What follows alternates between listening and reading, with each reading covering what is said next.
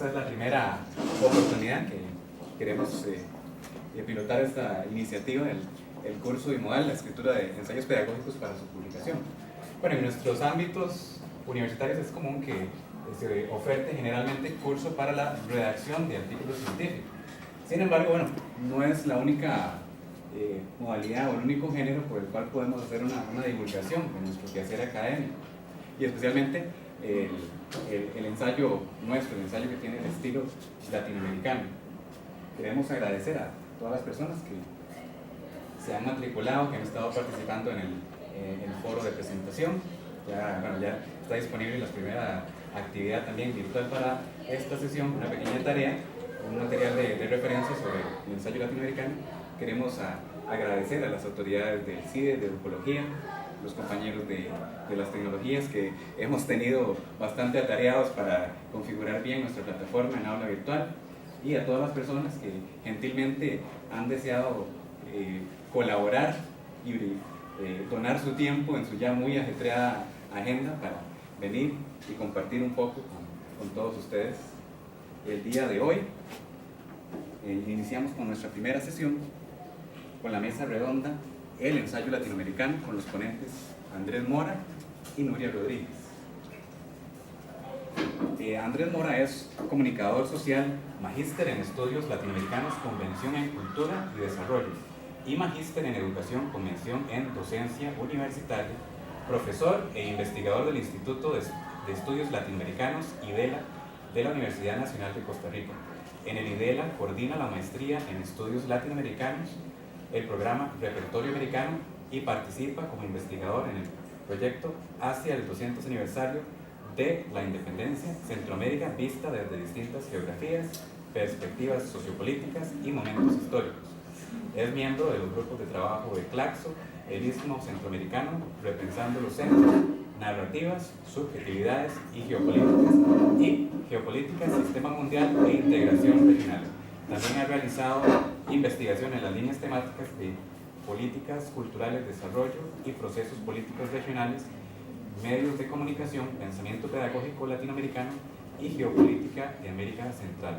Ha publicado artículos científicos y ensayos sobre comunicación, educación, procesos de construcción de las identidades culturales en América Latina, procesos políticos y coyuntura regional. Además es colaborador periodístico de Prensa Latina, la Agencia Latinoamericana de Información y otros medios de comunicación alternativos. Es coautor de los libros Vendiendo las joyas de la abuela, Políticas culturales e identidad nacional en Costa Rica, Buscando el futuro, crisis civilizatoria y postneoliberalismo en América Latina, y Latifundio mediático y resistencias sociales en América Latina, todos publicados en Costa Rica por la editorial de la Universidad Estatal a Distancia. Por su lado, Nuria Rodríguez es profesora e investigadora en el Instituto de Estudios Latinoamericanos IDELA de la Universidad Nacional. Es investigadora del programa integrado de Repertorio Americano. Actualmente desarrolla un proyecto de investigación sobre el rescate y difusión de la Edad de Oro, editada por Joaquín García Monge como suplemento al Repertorio Americano y su difusión en el sistema educativo costarricense. Además es profesora de la maestría y colabora en el diseño de cursos optativos para el currículo del IDELA. Sus publicaciones se enfocan en temas de la cultura latinoamericana, cine, poesía, narrativa y literatura infantil, entre otros. Es egresada de la licenciatura en literatura de la Escuela de Literatura y Ciencias del Lenguaje de la Universidad Nacional. Tiene estudios en educación, español para secundaria y enseñanza del español como lengua extranjera, y una amplia experiencia laboral en el campo de la lingüística aplicada. Es magíster en estudios latinoamericanos con énfasis en cultura y desarrollo. Bueno, la presente mesa redonda se va a desenvolver de la siguiente manera. Bueno, estamos planteando las siguientes preguntas generadoras para ustedes como audiencia. Los presentadores pueden o no tratar de dar respuesta a estas interrogantes. Cada uno de ellos contará aproximadamente con 30 a 35 minutos para hacer su presentación. Después tendremos un espacio para preguntas generales de ambas presentaciones, y finalmente todos trataremos de dar respuesta a estas preguntas. Bueno, comenzaríamos, no sé si quieren anotar las preguntas generadoras para tenerlas presentes y que se desarrolle la mesa redonda.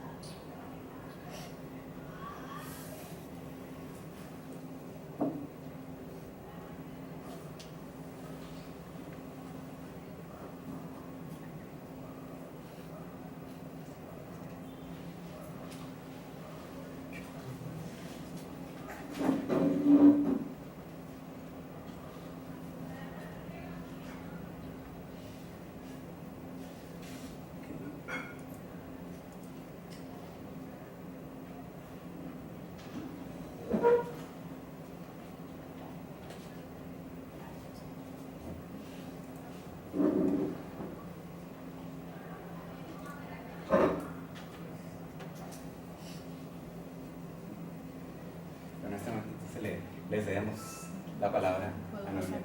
Claro que sí.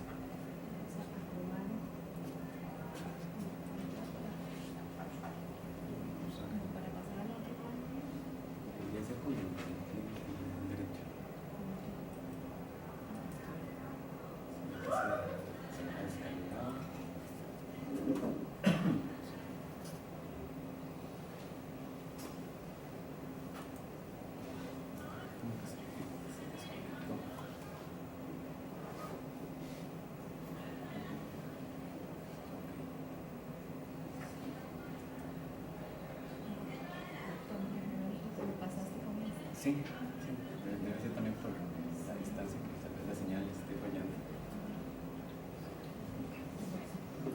Bueno, muy buenas tardes a todos y todas.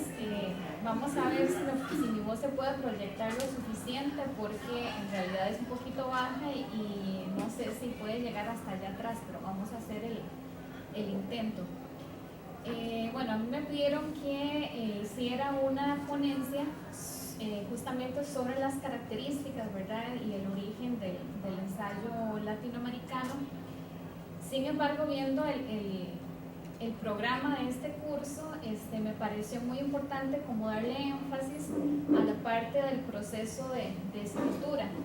Y para referirnos al proceso de escritura de un ensayo, yo creo que hay que irse a los orígenes, ¿verdad?, del ensayo moderno, desarrollado por Michel de Montaigne en Francia, ¿verdad? Entonces, también creo que las características planteadas y desarrolladas por Montaigne todavía tienen vigencia y también están conectadas con el desarrollo del ensayo latinoamericano.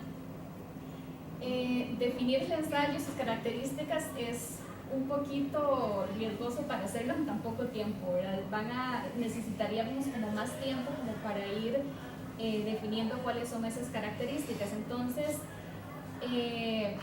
traté de hacerlo más como a nivel metafórico para ir extrayendo de algo, para que ustedes al final puedan extraer las características del ensayo.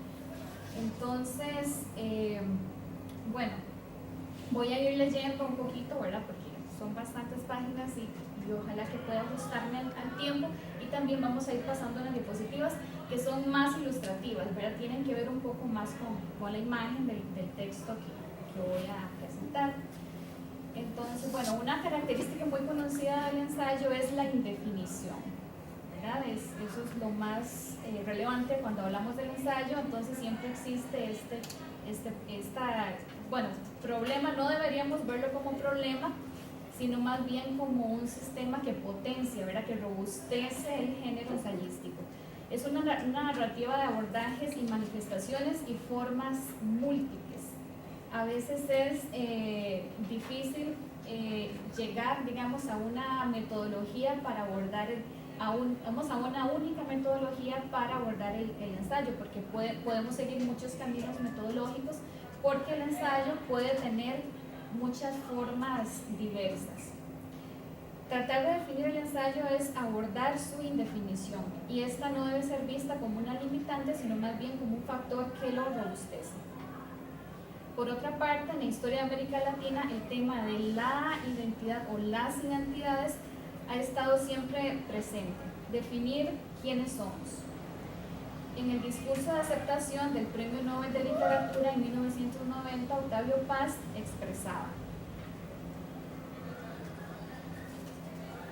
nuestro diálogo tiene lugar dentro del mismo idioma. Somos europeos, pero no somos europeos. ¿Qué somos entonces? Es difícil definir lo que somos. Años más tarde, otro mexicano, Alfonso Reyes, aquí cito palabras textuales de Liliana Weinberg, comprendió el carácter de enlace de dos mundos y de ámbitos y lo llamó con inolvidable metáfora ese centauro de los géneros. Cito palabras textuales de Reyes: centauro a los géneros donde hay de todo y todo cabe. Hijo propio, caprichoso de una cultura que no puede responder al orbe circular cerrado de los antiguos, sino a la curva abierta, al proceso en marcha, al etcétera. entonces indefinición, identidad, identidades, dos mundos, Europa, América, mestizaje y sincretismo. De esta manera he titulado esta presentación, Michel de Montaigne, una biografía de la simbiosis, ensayo, ensayista, América en la raíz de su obra. Entonces voy a explicar un poquito por qué el título. Etimológicamente, la palabra simbiosis está conformada por la unión del prefijo sin, que significa conjuntamente, el vocablo bios, que se puede traducir como vida, y el sufijo osis, que equivale a impulso. Desde la biología, en las relaciones simbióticas siempre se tiene una relación intensa y extensa en el tiempo. En esta metáfora deseo mostrar la relación intrínseca del ensayo y el ensayista mediante la biografía. Entonces, si nos vamos a la etimología de biografía, bios significa vida, grafía, escritura. Entonces, mediante la biografía del francés Michel de Montaigne, de esta manera ir al ensayo, al origen del ensayo moderno, y como ejercicio pedagógico mediante la narración cotidiana poder localizar características del ensayo que todavía están vigentes y son fundamentales para el proceso de escritura de un ensayo. Aquí quería relacionarlo, como les dije antes, con el trabajo final que ustedes van a realizar para este curso, ¿verdad? Posicionarse desde el proceso de la escritura del ensayo desde el principio. La palabra ensayo proviene del término latino exayo y alude al acto de pensar y probar, pero también tiene otros sinónimos como ensayar, intentar, examinar y experimentar. Eso es muy importante. El ensayo moderno se remonta al siglo XVI con la publicación del primer tomo de ensayos del francés Michel de Montaigne en 1580. En la introducción al primer tomo escribe, cito: "Este es un libro de buena fe, lector. De entrada te advierto que no me he propuesto otro fin más que doméstico y privado. Si yo hubiese estado entre los pueblos que, según se dice, viven aún en la dulce libertad de las primeras leyes de la naturaleza, te aseguro que con gusto me habría pintado de cuerpo entero y completamente desnudo. Así que soy yo mismo, lector, la materia de mi libro". Entonces aquí, bueno, hace un guiño al tema de la subjetividad y plantea la característica del lector. Hablar del ensayo es hablar de Montaigne. Yo soy la materia de mi libro, me pinto a mí mismo a través del libro. Esta cita es metáfora indiscutible de la teoría del ensayo. Por tanto, trataré de pintar de manera muy general aspectos de la vida de Montaigne que por sí solos van a delinear las características del género literario, que es el ensayo, género literario y también género fronterizo. Fronterizo porque a veces cuando por ejemplo, nos enfrentamos a un texto, pues a veces es un poquito difícil definir qué es, ¿verdad? Si es un ensayo, si es una novela, si es un cuento, porque a veces el ensayo también tiene la característica de tener ficción, ¿verdad?, dentro del mismo ensayo. Entonces, bueno, vamos a hablar un poquito de la vida de Michel de Montaigne y también irlo hilando, ¿verdad?, con las características del ensayo. Nació en 1533, hacia el fin del Renacimiento, que había traído consigo la evolución de la sociedad del momento. Durante ese periodo, el ser humano afianzó su interés hacia el conocimiento abordado a través del estudio y la observación. Entonces se tuvo una idea más clara del funcionamiento del planeta. En este punto de la historia nacieron algunas ciencias como la física, la biología y la anatomía. Eso vamos a ver después, que es importante para el pensamiento de Montaigne. Tal vez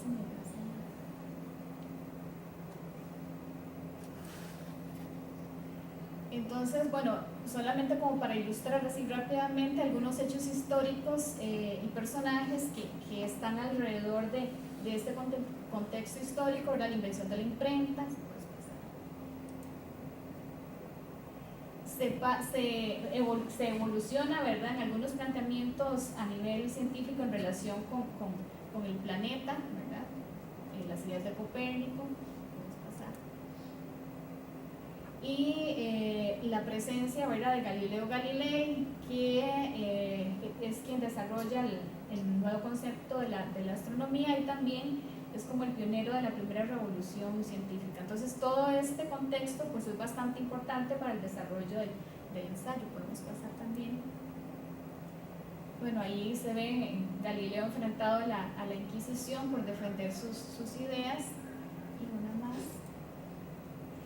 El concepto del cuerpo en el Renacimiento, ¿verdad?, que es un tema bastante importante y también lo va a retomar después Montaigne, ¿verdad? Entonces el cuerpo proporcionado, fuerte y hermoso, el desnudo ya sin pena en el arte.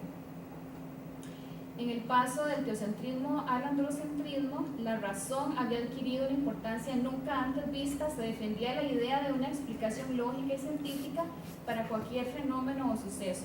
Los artistas del Renacimiento defendían el valor estético y cultural del arte en la antigüedad clásica, que ese es un punto importante. Este era muy superior a los antecesores medievales. Si nosotros nos ponemos a pensar en la pintura del cuerpo durante la Edad Media, pues era muy diferente a lo que vemos en el Renacimiento, ¿verdad? Razón por la cual rechazaron todo vínculo con el pasado y adoptaron la armonía característica de las creaciones griegas y romanas. Entonces ahí tenemos motivos grecolatinos en la pintura renacentista. Si puedes pasar para ver otras. Ahí tenemos a Leonardo da Vinci, Botticelli y Tiziano y el Bosco. Entonces un poquito como para ilustrar esa parte. Entonces ya entrando a la biografía propiamente metafórica de Michel de Montaigne, fue un niño experimento. ¿Y por qué fue un niño experimento? Porque, bueno, él era hijo de un acaudalado hombre de negocios militar, y cuando su hijo nació, él decidió hacer un experimento. Lo llevó a vivir con personas del campo, ¿verdad?, para que aprendiera un poco sobre la sobriedad de la gente más humilde, y a los 6 años lo llevó de vuelta al castillo de la familia. Contrató a un tutor alemán que era experto en cultura grecolatina para que se encargara de la educación de su hijo, y al mismo tiempo los empleados que atendían al niño también tenían que tomar clases de latín, porque la idea era que solamente se le enseñara latín al niño y no el francés, ¿verdad? Y por eso los empleados tenían que hablar francés con él.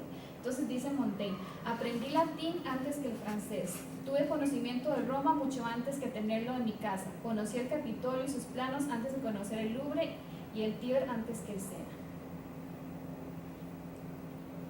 Entonces, volviendo al contexto histórico, recordemos que habían mejorado las técnicas de navegación, el descubrimiento de nuevas rutas comerciales y la conquista del llamado Nuevo Mundo.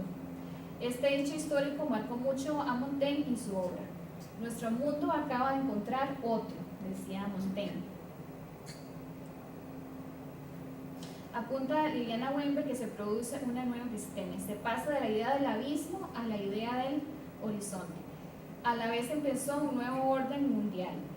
Cito a Aníbal Quijano: con la constitución de América y la del capitalismo colonial moderno y eurocentrado como nuevo patrón de poder mundial. Uno de los ejes fundamentales de ese patrón de poder es la clasificación social de la población mundial sobre la idea de la raza. La idea de la raza en su sentido moderno no tiene historia conocida antes de América.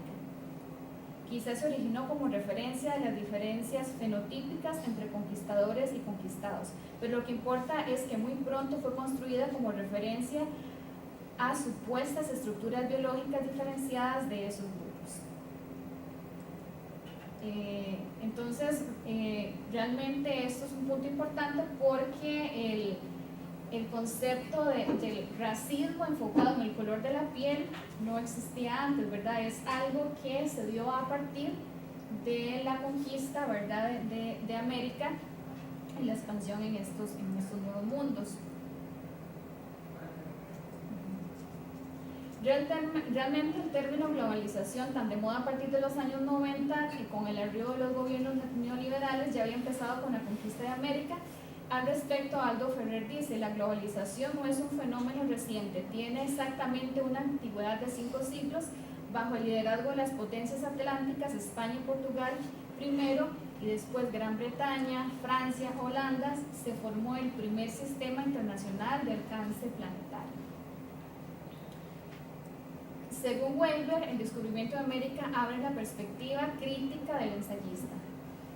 Como muestra una cita del famoso ensayo de Montaigne, Los caníbales.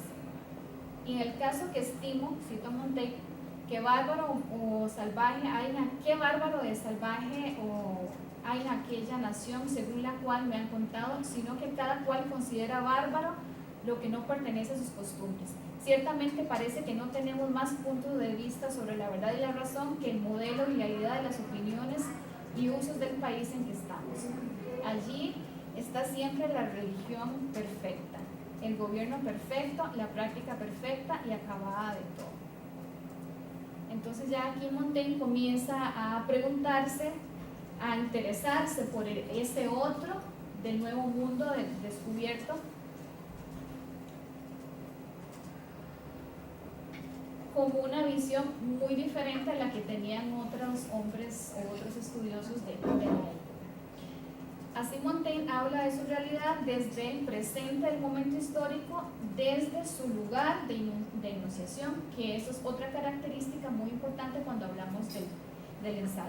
Había estudiado Derecho y se había convertido en una figura pública con funciones de magistrado, alcalde y mediador de conflictos. En ese momento Francia se desangraba en una guerra civil religiosa de católicos contra calvinistas, y fue escogido para ir a la guerra a buscar salidas, conversaciones en torno a la paz, porque aunque siempre fue un señor católico, tenía apertura de mirar hacia los dos lados sin tomar partido.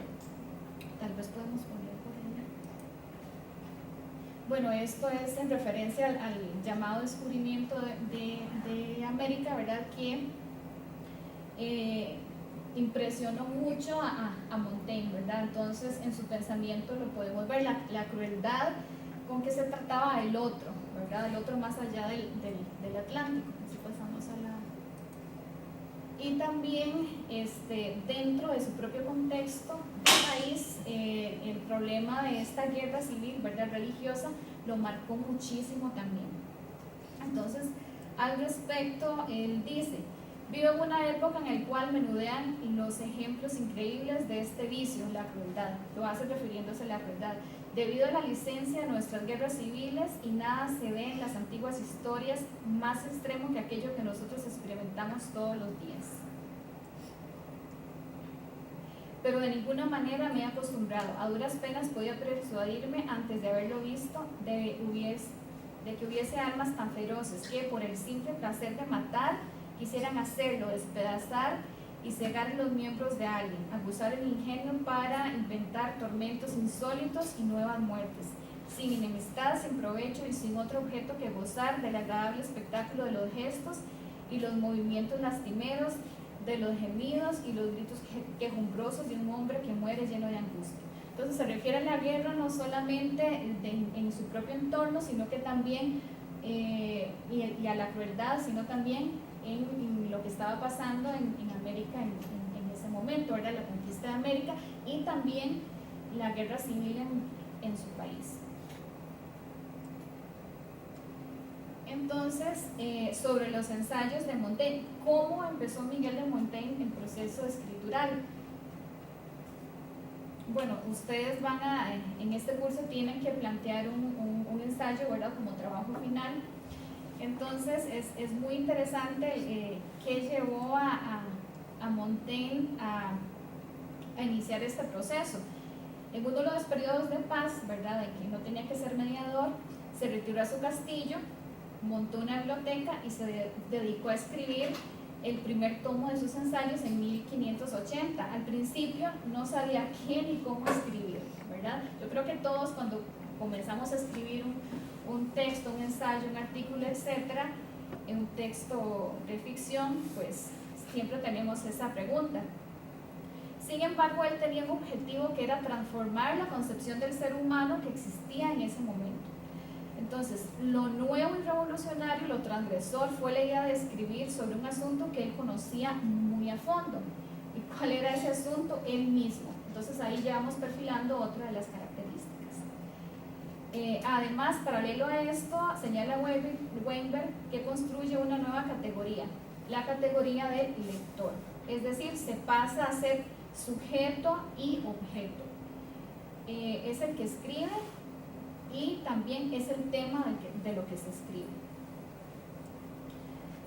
Montaigne se enfrentó a la filosofía y a la moral clásica, era un filósofo atípico. Los filósofos anteriores afirmaban que la mente podía llevar a que la mente y la razón podían llevar a la felicidad y que la racionalidad daba la oportunidad de la realización. Pero él construyó la filosofía a partir de la objeción a estas ideas, más bien. Entonces, él decía que tenemos problemas porque somos racionales, más bien decía lo contrario. El primer problema es que somos pensantes y eso afecta la relación con nuestros cuerpos, al contrario de otros animales. Algo muy adelantado a la época porque nos invita a aceptar la parte animal de nuestro cuerpo y la relación natural con él. Más adelante vamos a ver que eso va a ser uno de sus temas de escritura y de reflexión. De ahí abre los temas que van a ser objeto de estudio y escritura para el ensayo. Entonces, las tres grandes áreas temáticas de sus ensayos son tres insatisfacciones. Entonces, precisamente, la insatisfacción física, la insatisfacción de ser juzgados y la insatisfacción de la intelectualidad. Entonces, tal vez si pasamos por ahí. Ahí yo no sé si lo pueden ver bien ahí. Se lee. Entonces, dentro de las insatisfacciones del cuerpo, aborda temas, bueno, me pongo a pensar para la época, pues fue algo muy revolucionario porque toca temas muy cotidianos, ¿no? Toca temas como, bueno, del cuerpo, pero como los gases, la indigestión, ¿verdad? El tema de las relaciones sexuales, el sexo, el erotismo, este tipo de temas, pero también la insatisfacción a ser juzgados, ¿verdad? En cuanto a nuestras costumbres, en cuanto a nuestros sentimientos, nuestros hábitos, y la insatisfacción intelectual, esa inseguridad, ese miedo a ser juzgados de no ser muy inteligentes, ¿verdad? Entonces, cada uno de estos temas, como van perfilando los temas que él va a desarrollar en sus ensayos, porque él escribió 3 tomos de ensayos como a lo largo de 10 años, ¿verdad? Entonces, en el primer tomo se enfoca un poco en los temas del cuerpo y en los temas de las costumbres, y va evolucionando un poco en la profundidad de los temas. Ya en el tercer tomo se plantea temas más como la guerra, la ética, la moral, la religión, etc. Volviendo a la categoría del lector, establece una relación de mucha confianza con a tal punto de contar cosas íntimas corporales, por ejemplo, ¿verdad? Como ya lo vimos, se establece una conversación con el lector. Dentro de los ensayos de Montaigne notamos esta característica, una conversación con el lector. Sobre este punto, Roland Barthes dijo que el ensayo se va escribiendo a medida que un lector se detiene en distintos momentos del texto y acomete, levanta la cabeza para pensar sobre ellos, subraya mentalmente una frase o convierte un enunciado feliz en una convicción o en una oposición. Entonces, aquí también el lector va a ser un sujeto activo y participante también en el proceso. Siguiendo la biografía de Montaigne, hay biógrafos que señalan que este aspecto, el aspecto del lector, podría estar relacionado con un aspecto biográfico alrededor de la amistad entrañable que tuvo con Le Gautier, un colega jurista que también escribía poesía. Lamentablemente murió muy joven. Esta amistad lo marcó mucho, tanto que sus ensayos parecen escritos para la complicidad de un amigo. Nunca dejó el diálogo cultural que mantenía con él. De hecho, bueno, él tiene un ensayo muy interesante sobre la amistad, entonces voy a hacer una cita cortita. La perfecta amistad es indivisible, cada uno se entrega por completo a su amigo, que nada le queda para distribuir a los demás. Al contrario, le entristece la vida la idea de no ser doble, triple o cuádruple, de no ser dueño de varias almas, varias voluntades, para confiarlas todas a la amistad. Bueno, ahí sigue, pero quedamos ahí. Entonces, es un tema que él trabaja también. Entonces, para la época, son temas muy diferentes a lo que se había venido trabajando.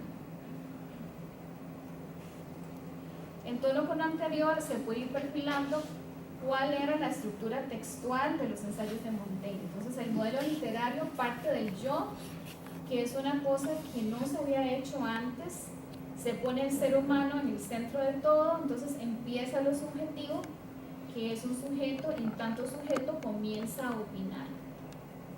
Por otra parte, se habla con un lenguaje coloquial, casi en el plano de la amistad, dialoga con el lector, cuenta experiencias, aporta datos bibliográficos y reflexiona. Ahí vamos perfilando características del ensayo. Hay dos planos de la composición en los ensayos de Montaigne: lo clásico, que vendría a ser como el conocimiento teórico, y lo personal, que vendría a ser la opinión y la reflexión. Y utiliza tres planos desde el punto de vista literario: el plano narrativo, el plano descriptivo y el plano reflexivo. Entonces, tal vez si podemos pasar, son los tres planos, ¿verdad?, que él utiliza en sus ensayos. Y si podemos pasar un poquito más, eso sería como la conformación del fondo de los ensayos de Montaigne, ¿verdad? Entonces, ¿qué conocía él muy bien? El mundo grecolatino, ¿verdad? Todo lo que se refería a la retórica, a los mitos, a la literatura, a la filosofía, porque, como les dije, él aprendió latín antes que francés y conocía todo ese mundo. Entonces, cuando él decidió pensar qué estructura de ensayo o qué estructura de texto iba a hacer, entonces dijo, bueno, lo que yo conozco muy bien a nivel teórico, lo clásico, y de ahí parto para hacer mi reflexión, mis argumentos personales. Entonces, sus ensayos tienen esas dos dimensiones. No sé cómo estamos de tiempo.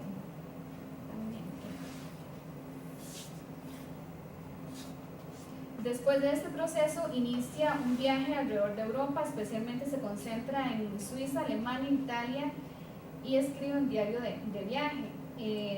Este viaje fue revelador y perfilera su pensamiento. Entonces, ahí entramos con la categoría del otro, no solamente el otro que está al otro lado del Atlántico en América, sino también el otro que está más allá de sus fronteras, porque nunca antes como que la gente se había preguntado sobre ese tema. Entonces él dice textual: me gustan las lluvias y como a los patos, el cambio de aire y de región no me afecta, cualquier cielo me va bien, todos compatriotas míos abrazo igual a un polaco como a un francés. Entonces podemos hacer extrapolaciones con América Latina, y hay una famosa frase de Martí que dice patria es humanidad, ¿verdad? Entonces por ahí podemos ir viendo esas ideas. Su característica más universal es la diversidad de los lugares y de las miradas. El relativismo, que para nosotros ahora es algo muy normal, fue muy revolucionario para la época, y también la diferencia. Entonces apunta: no tengo yo en absoluto ese defecto tan común de juzgar a los demás por lo que soy. Creo fácilmente en cosas distintas a los demás. Creo y consigo mil modos de vida opuestos, y al contrario de lo normal, acepto más fácilmente la diferencia que el parecido ante nosotros. Entonces, entendió desde la experiencia, eso es muy importante, desde la experiencia entendió, interpretó y reflexionó sobre temas como la pluralidad, el intercambio entre culturas y la convivencia pacífica. Funda Montaigne una nueva forma y singular forma de escritura, en la que el ensayo y el ensayista son inseparables, que que eso es otra característica.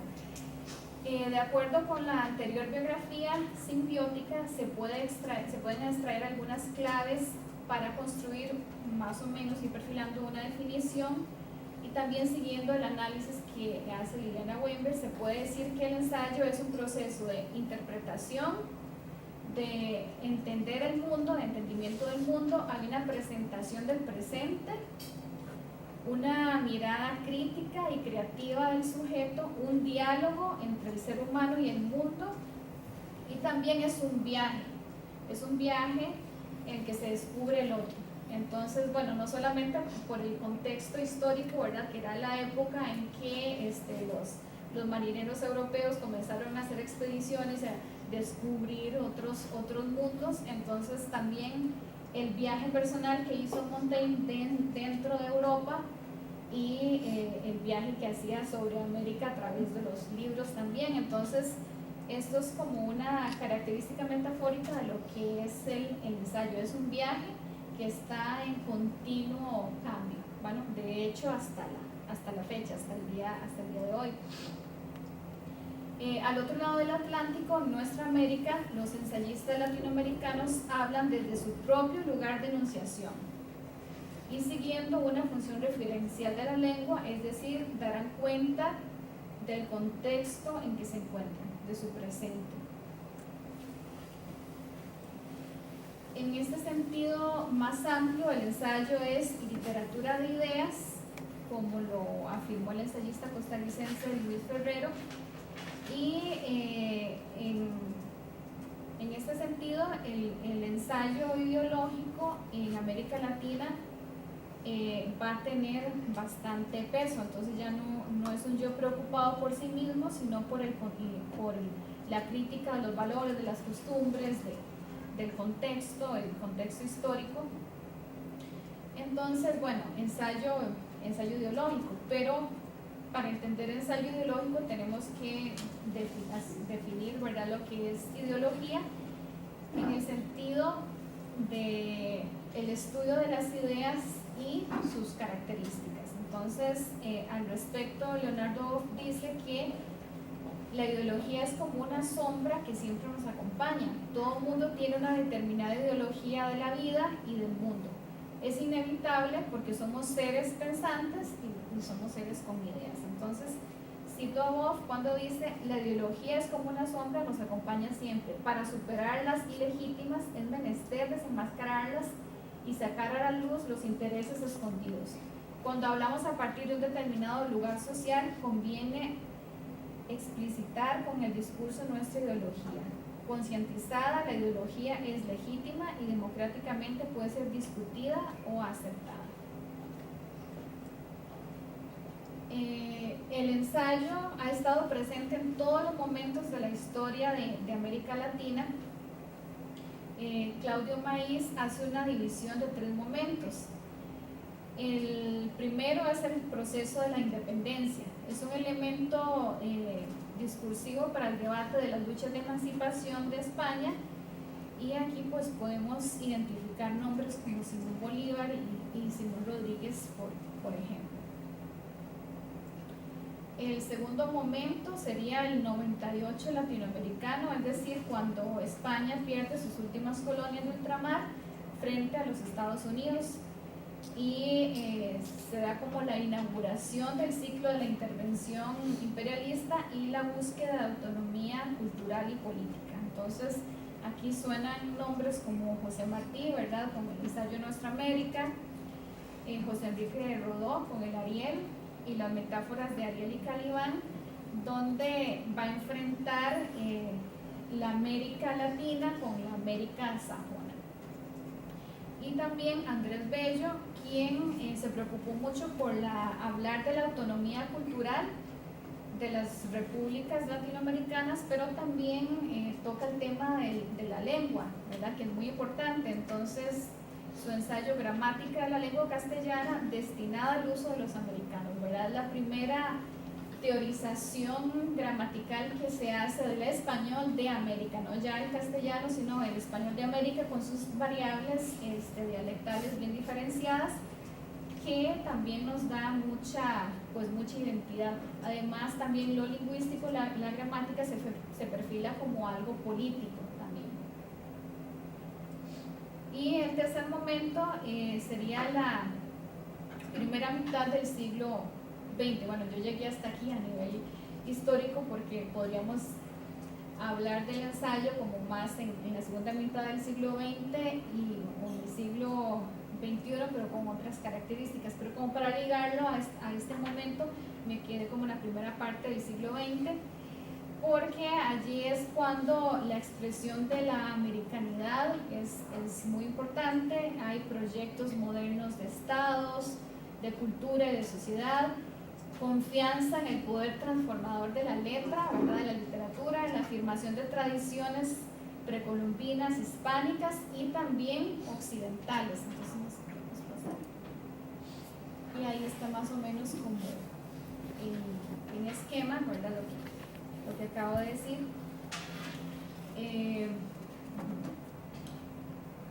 En este periodo me quisiera como resaltar algunos nombres que son muy importantes, como Pedro Enríquez Ureña, El descontento y la promesa, ¿verdad?, que es un texto en el que él hace referencia a la independencia literaria, que es muy importante, definir una literatura con las propias características de América Latina, pues sin abandonar la tradición occidental, pero localizada en nuestro territorio.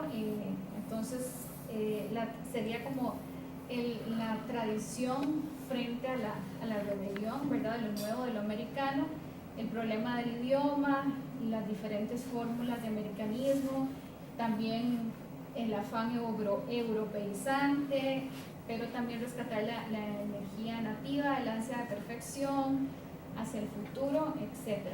Y también Alfonso Reyes con el tema de la inteligencia americana, ¿verdad?, donde él recoge la tradición occidental, pero también la tradición precolombina latinoamericana. Y por supuesto, José Vasconcelos, ¿verdad?, con su ensayo La raza cósmica, ¿verdad? Somos la quinta raza, somos la raza que los latinoamericanos, ¿verdad?, conformada por varios orígenes, ¿verdad?, lo precolombino, lo indígena, lo europeo, lo africano y lo asiático. Y en este periodo también es muy importante mencionar a José Carlos Mariátegui, Los 7 ensayos de la interpretación de la realidad peruana, que comienza a tratar el problema del indígena, y también ambientar el concepto del marxismo de las tierras americanas, ¿verdad? Un concepto diferente, no el marxismo visto como desde el europeo, sino localizado en el Perú propiamente.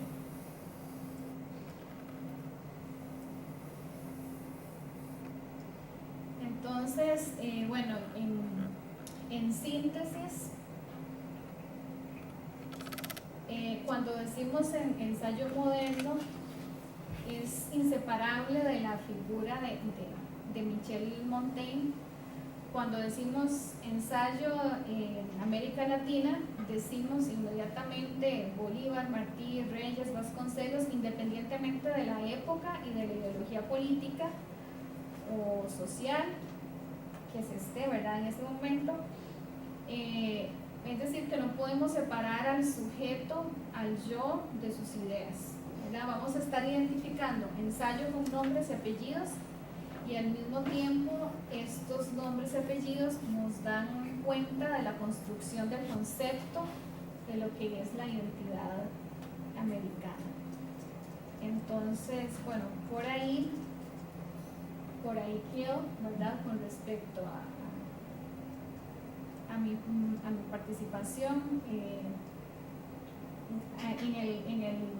durante la lectura. Ahí fui tirando como algunas características, ¿verdad?, fundantes del ensayo, y que todavía son parte de la construcción del ensayo latinoamericano, ¿verdad? Entonces, bueno, podemos hablar un poco más del ensayo latinoamericano en este momento, tal vez después porque realmente el ensayo, como está concebido en este momento, se ha abierto mucho, ¿verdad? Sigue siendo un viaje continuo de exploración realmente, porque ahora podemos hablar no solamente de ensayo escrito propiamente, sino como de ensayo a través de la imagen, de imágenes, de lo visual, ¿verdad?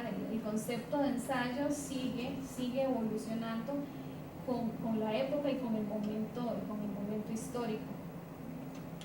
Y bueno, dentro del recuento que hice no mencioné escritoras, ¿verdad? Que eso es como un fallo, ahora me doy cuenta, pero en el siglo XXI, como en este siglo, sí hay algunas escritoras latinoamericanas que son fundamentales, como Beatriz Arlo, ¿verdad? Margot Glantz y Marta Lamas, que ellas también están revolucionando desde la escritura femenina el concepto del ensayo en cuanto a contenidos y en cuanto a forma también. Entonces, bueno, por ahí les dejo este apresurado viaje del ensayo desde Montaigne hasta traerlo a América Latina. Y bueno, Andrés les va a presentar sobre la parte pedagógica.